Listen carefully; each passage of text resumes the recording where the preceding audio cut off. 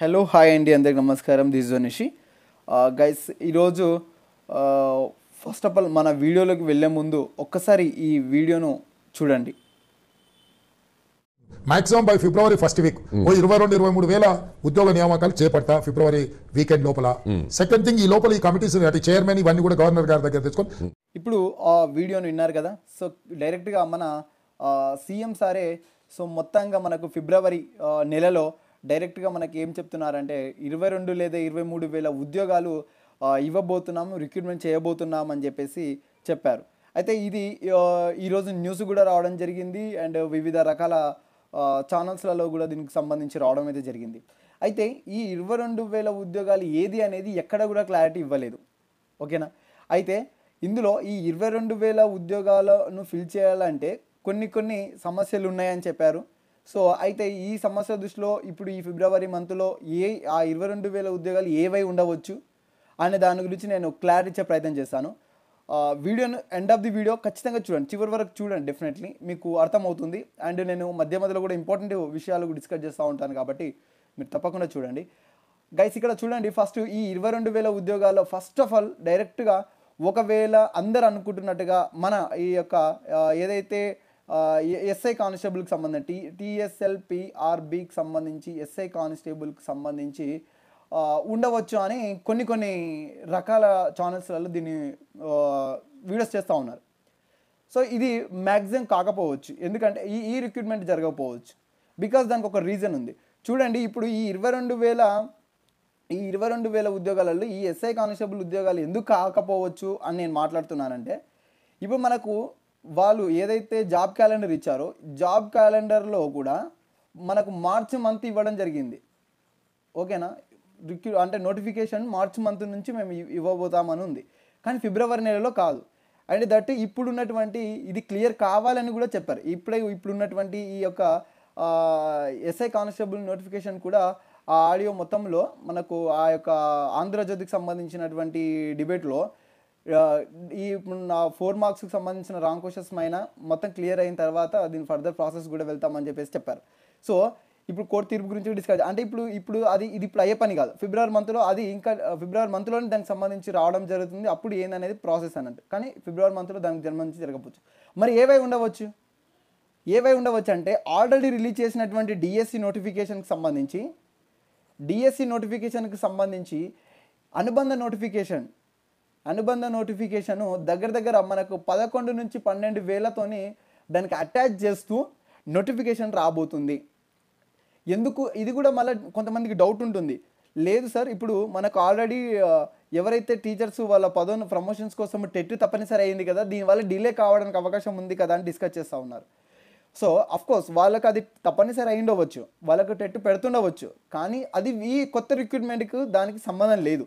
Already vacant ఉన్నటువంటి vacancies మీద notification ఇవ్వవచ్చు, అంతేకాని వాళ్ళు ప్రమోషన్స్ తీసుకుంటానే వీళ్ళను రిక్రూట్మెంట్ చేయాలనేది మాత్రం ప్రాసెస్ కాదు, అది కరెక్ట్ కాదు. సో కాబట్టి దానికి సంబంధం లేకుండా ఆ టెట్ టీచర్స్కి సంబంధించి దానికి సంబంధం లేకుండానే డిఎస్సిని 11 నుంచి 12 వేలను అటాచ్ చేస్తూ ఆల్రెడీ ఉన్నటువంటి 5,000 నోటిఫికేషన్కి 5,089 పోస్టుల నోటిఫికేషన్కి 11 నుంచి 12 వేల వేకెన్సీస్ ఉన్నటువంటి మరొక నోటిఫికేషన్ దీనికి అటాచ్ చేస్తూ రిలీజ్ చేస్తుండవచ్చు, ఓకేనా. అంటే దగ్గర డిఎస్సికి సంబంధించి ఒక 12,000 నోటిఫికేషన్ మనం ఎక్స్పెక్ట్ చేయవచ్చు. అంటే అరౌండ్గా ఇప్పుడు అది ఒక 15 నుంచి 17 వేల నోటిఫికేషన్ తయారవుతుంది డిఎస్సికి సంబంధించి. నెక్స్ట్ మనకు ఇది ఇంకా హైలైట్ అయిందో లేదో నాకైతే తెలీదు. ఈ మిగిలినటువంటి ఆ 22 పోస్టులలో ఆ 22 వేలలో మిగిలి మనకు మెడికల్ డిపార్ట్మెంట్లో రిక్రూట్మెంట్ చేయడానికి రెడీగా ఉన్నారు. మెడికల్ డిపార్ట్మెంట్కి ఎందుకు అంటే టీఎస్పీఎస్సీని ఎందుకు పట్టుకోవట్లేదు అనేది మీరు గమనించండి. టీఎస్పీఎస్సీని పట్టుకోకపోవడానికి అదే లైవ్లో చెప్పినటువంటి ఇంకొక మాట ఏంటంటే, మాకు చైర్మన్ కావాలి, వాళ్ళను రాజీనామా చేయించడం ద్వారా చైర్మన్స్ను డైరెక్ట్గా మిగతా సభ్యులను డైరెక్ట్గా అపాయింట్మెంట్ చేసుకోవచ్చు, చైర్మన్ కూడా అపాయింట్మెంట్ చేసుకోవచ్చు. తొలగించాలంటే పెద్ద ప్రాసెస్ కాబట్టి వాళ్ళ నుంచే రాజీనామా ఇప్పించినామని చెప్పేసి ఇప్పించినామని చెప్పడం జరిగింది. సో ఇప్పుడు అది లైన్ క్లియర్ కాబట్టి నెక్స్ట్ ఇమ్మీడియట్గా మనకు ఈ ఎండ్ ఆఫ్ ది ఫిబ్రవరిలో టీఎస్పీఎస్సీ మీద ఒక 100% ఒక క్లారిటీ వస్తుంది. చైర్మన్ ఏర్పడిన తర్వాత రిక్రూట్మెంట్ జరుగుతాయని చెప్పేసి కూడా చెప్పడం జరిగింది. అది ఎగ్జాక్ట్లీ 100% పాయింట్ అది. సో కాబట్టి టీఎస్పీఎస్సికి సంబంధించినటువంటి చైర్మన్ ఆ బోర్డు సభ్యుల రిక్రూట్మెంట్ ఇమ్మీడియట్గా జరిగిన తర్వాత అప్పుడు టీఎస్పీఎస్సీ నుంచి భర్తీ అయ్యే నోటిఫికేషన్స్ను రిలీజ్ చేశారు. అప్పుడు ఆ లక్షల్లో వేలల్లో ఉంటుంది, బట్ ఈ యొక్క 20,000లో ఆ యొక్క నోటిఫికేషన్స్ ఉండవు. ఎందుకంటే ఇప్పుడు నెక్స్ట్ మనకు ఫారెస్ట్ బీట్ ఆఫీసర్కి సంబంధించి కానీ గ్రూప్కి సంబంధించినటువంటి వగైరా నోటిఫికేషన్స్ అన్నీ కూడా మనకు టీఎస్పీఎస్సీ మీద ఆధారపడి ఉన్నాయి. కాబట్టి దాని ప్రక్షాళన పెట్టుకున్నారు ఫస్ట్ ఆఫ్ ఆల్. సో దానికి సంబంధం లేకుండా ఫిబ్రవరి మంత్లో ఇవ్వాల్సి వస్తుంది పరిస్థితి. ఎందుకంటే చూడండి, దాన్ని దృష్టిలో పెట్టుకొని ఇప్పుడు టీఎస్పీఎస్సీని దృష్టిలో పెట్టుకొని ఇప్పుడు అది కాకుండానే మనకు ఒక మాట ఇచ్చాము కాబట్టి దాన్ని వెళ్ళాలి ముందుకనే కోణంలో ఈ 22,000 వేకెన్సీస్ని మేము వేయబోతున్నాము అని చెప్పేసి చెప్పడానికి గల మాట అదే కారణం. అందుకని మెడికల్కి సంబంధించిన దాంట్లో దగ్గర మనకు 6,000 వేకెన్సీస్ ఆల్రెడీ మనకు న్యూస్ అఫీషియల్గా వచ్చినటువంటి వేకెన్సీస్. అడిషనల్గా కూడా ఇంకొక మనకు 8,000 వరకు వెళ్ళే అవకాశం ఉంది. అంటే అరౌండ్ ఇంకొక 2,000 పెరుగుతాయి. అంటే 6,000 నుంచి 8,000కు వెళ్ళే అవకాశం ఉంది. కానీ ఎగ్జాక్ట్లీగా రిక్రూట్మెంట్ ఎన్ని పోస్టులకు నోటిఫికేషన్ వస్తుందనేది మాత్రం ఇక్కడ చెప్పలేం. ఎగ్జాక్ట్లీ డిఎస్సి కూడా అంతే, 11,000 నుంచి 12,000 మధ్యలో వచ్చే అవకాశం ఉంది అని మాత్రం చెప్పగలుగుతున్నాము. కానీ ఎగ్జాక్ట్గా ఫిగర్ ఇంత అని మాత్రం చెప్పలేకపోతున్నాము. అది మీరు గుర్తుపెట్టుకోవాల్సినటువంటి పాయింట్. అంటే ఇప్పుడు డిఎస్సికి సంబంధించి మెడికల్కి సంబంధించి దగ్గర ఒక 12,000 ఒక 16,000 6,000 మొత్తం 18,000 నోటిఫికేషన్స్. అంటే ఇప్పుడు ఇందులో ఇంకొక మళ్ళీ మిగిలినటువంటి 22 అంటే ఇంకొక 4 లేదా 5,000 వేకెన్సీస్ ఏవై ఉండవచ్చు. ఇది ఎగ్జాక్ట్గా పాయింట్ లేదు. కాకపోతే ఇది ఖచ్చితంగా టీఎస్పీఎస్సికి సంబంధించి సో ఒక సంబంధం లేనటువంటి ఏదైనా లైక్ హోమ్ గార్డ్స్ లాంటివి దాని మీద చర్యలు తీసుకునే అవకాశం ఉందని నాకు అయితే అనిపిస్తూ ఉంది. సో కాబట్టి ఏదైనా జరగవచ్చు వాటికి సంబంధించి అరౌండ్గా ఇప్పుడు అంతా కూడా ఫోకస్ లేదా డిఎస్సికి సంబంధించి వేకెన్సీస్ ఇంకా ఎక్కువ చేయవచ్చు, చెప్పలేం.